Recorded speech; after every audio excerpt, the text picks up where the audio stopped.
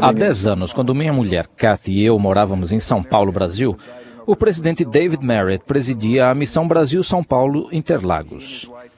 Ele e a esposa Neil e seus filhos Will, Wesley e Trace moravam perto de nós. Tinham deixado sua casa, seus negócios e muitos familiares para atender a um chamado do profeta para servir uma missão. O presidente Marriott me ligou certa tarde. Sua querida e fiel filha de 21 anos, Georgia, que estava no último ano do curso de violino na Universidade de Indiana, havia sido atropelada por um caminhão ao ir de bicicleta para casa após uma reunião da igreja. Os primeiros informes eram de que Georgia passava bem. Algumas horas depois, suas condições pioraram drasticamente. A família e os amigos começaram a jejuar e a orar, pedindo um milagre para Georgia. A mãe viajou de avião naquela noite saindo do Brasil. Quando chegou ao aeroporto de Indiana no dia seguinte, foi recebida pelos filhos mais velhos, que explicaram, em meio às lágrimas, que tinham estado com Georgia quando ela faleceu. Observei a família Marriott na época daquele ocorrido e nos meses e anos que se seguiram. Eles choraram, oraram, falaram de Georgia, sentiram imensa dor e tristeza, mas nunca fraquejaram. Na sessão desta manhã, nós ouvimos um relato semelhante. O dom da fé é uma investidura espiritual inestimável. Jesus orou dizendo, e a vida eterna é esta, que te conheçam, a ti só, por único Deus verdadeiro e a Jesus Cristo, a quem enviaste. Nossa fé centraliza-se em Deus, nosso Pai, e em seu Filho, Jesus Cristo, nosso Salvador e Redentor. Ela é reforçada por nosso conhecimento de que a plenitude do Evangelho foi restaurada na terra, de que o livro de Mórmon é a palavra de Deus e de que profetas e apóstolos possuem hoje as chaves do sacerdócio. Entesouramos nossa fé, trabalhamos para fortalecer nossa fé, oramos por mais fé e fazemos tudo a nosso alcance para proteger e defender nossa fé. O apóstolo Pedro identificou algo que ele chamou de prova da vossa fé. Ele havia vivenciado isso. Lembrem as palavras de Jesus. Simão, Satanás vos pediu para vos cirandar como trigo, mas eu roguei por ti, para que a tua fé não desfaleça. Pedro mais tarde encorajou outros, dizendo, amados, não estranheis a ardente prova que vem sobre vós para vos tentar, como se coisa estranha vos acontecesse. Essas ardentes provas são para torná-los mais fortes, mas elas têm o potencial de diminuir ou até destruir sua confiança no Filho de Deus e enfraquecer sua determinação de manter as promessas que fizeram a ele. Essas provas geralmente estão camufladas, tornando-as difíceis de identificar. Elas se enraizam em nossas fraquezas, vulnerabilidades, sensibilidades ou nas coisas que mais importam para nós. Um teste real, mas suportável para alguém, pode ser uma prova ardente para outro. Como permanecemos firmes e inamovíveis durante uma prova de fé? Imergimos-nos naquelas mesmas coisas que ajudaram a edificar o cerne da fé. Exercemos fé em Cristo. Oramos, ponderamos as Escrituras, arrependemo-nos, guardamos os mandamentos e servimos ao próximo. Quando se deparar com uma prova de fé, aconteça o que acontecer, não se afaste da igreja. Se nos distanciarmos do reino de Deus durante uma prova de fé, será como sair da segurança de um abrigo contra a tempestade, justamente quando aparece um tornado. O apóstolo Paulo disse, assim que já não sois estrangeiros nem forasteiros, mas concidadãos dos santos e da família de Deus. É dentro do santuário da igreja que protegemos nossa fé. Reunindo-nos com outros que acreditam, oramos e encontramos respostas a nossas orações, adoramos por meio da música, prestamos testemunho do Salvador, servimos uns aos outros e sentimos o Espírito do Senhor. Tomamos o sacramento, recebemos as bênçãos do sacerdócio e vamos ao templo. O Senhor declarou, Nas ordenanças manifesta-se o poder da divindade.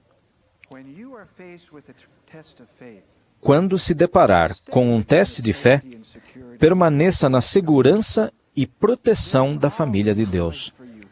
Sempre há um lugar para você aqui. Nenhuma prova é tão grande que não possamos vencê-la juntos.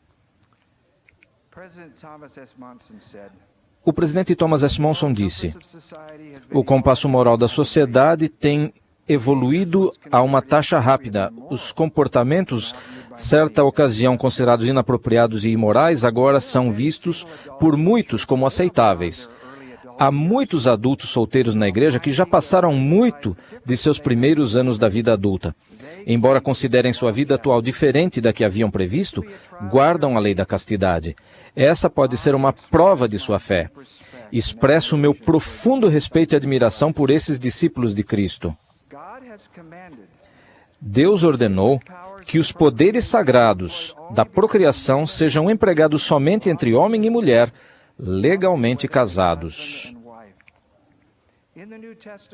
No Novo Testamento, o Salvador elevou o padrão moral para seus seguidores ao declarar: qualquer que atentar numa mulher para cobiçar, já em seu coração cometeu adultério com ela.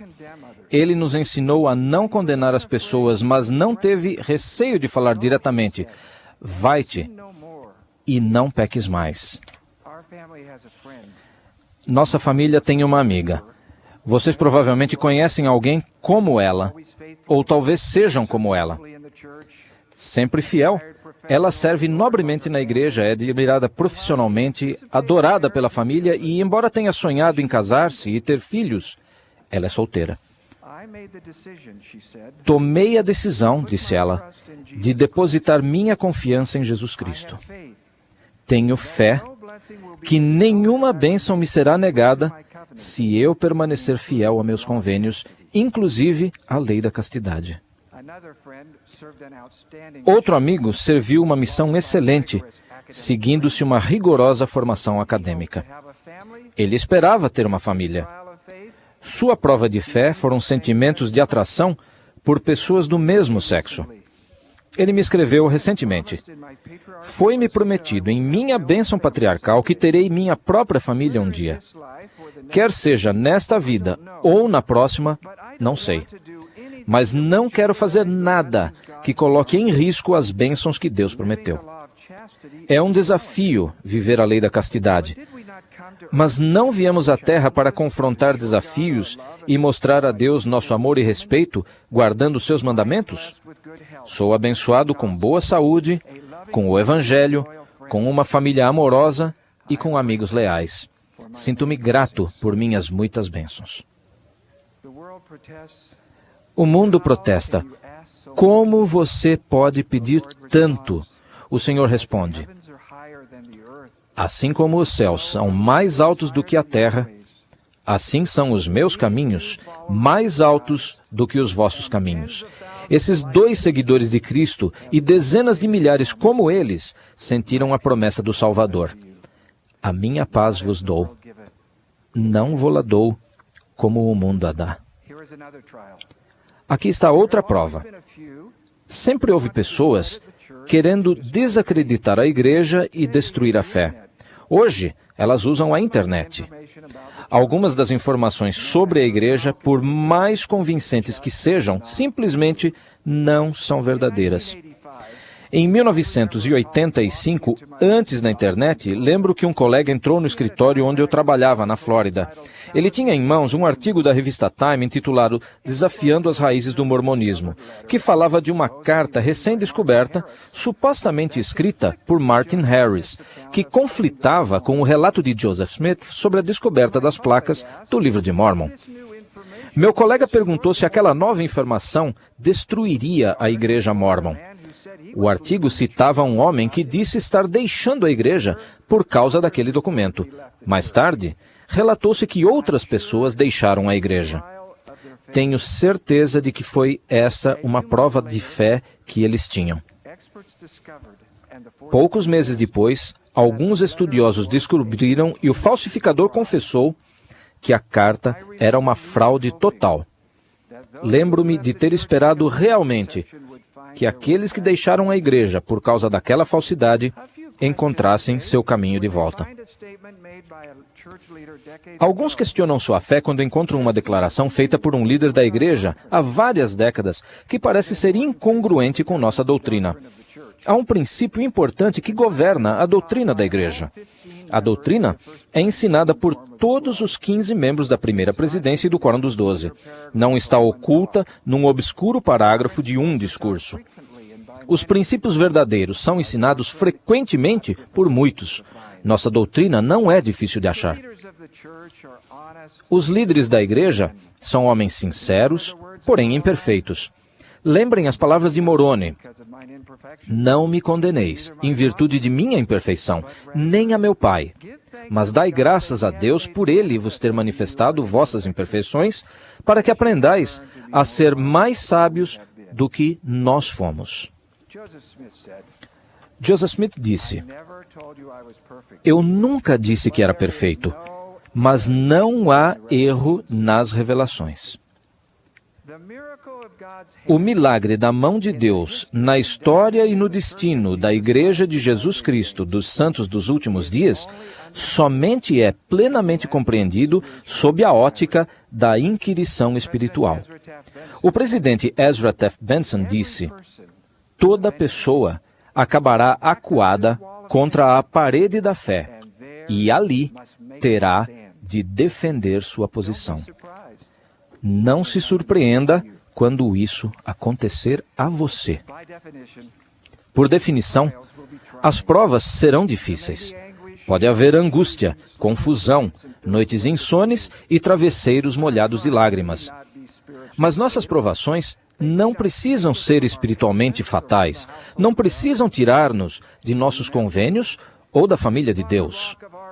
Lembrai-vos de que é sobre a rocha de nosso Redentor, que é Cristo, o Filho de Deus, que deveis construir os vossos alicerces, para que, quando o diabo lançar a fúria de seus ventos, quando todo o seu granizo e violenta tempestade vos açoitarem, isso não tenha poder para vos arrastar ao abismo, por causa da rocha sobre a qual estáis edificados, que é um alicerce seguro.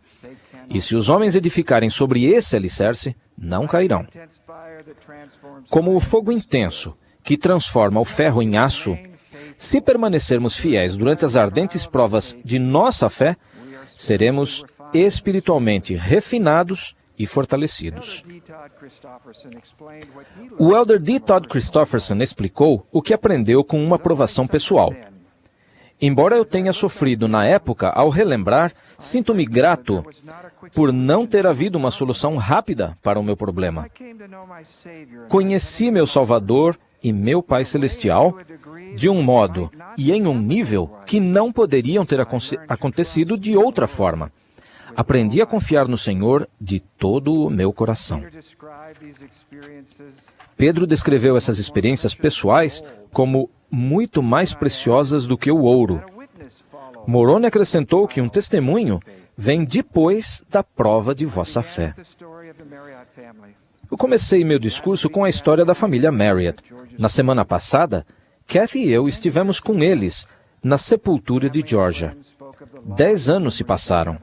Os familiares e amigos falaram do amor e das lembranças que tinham de Georgia.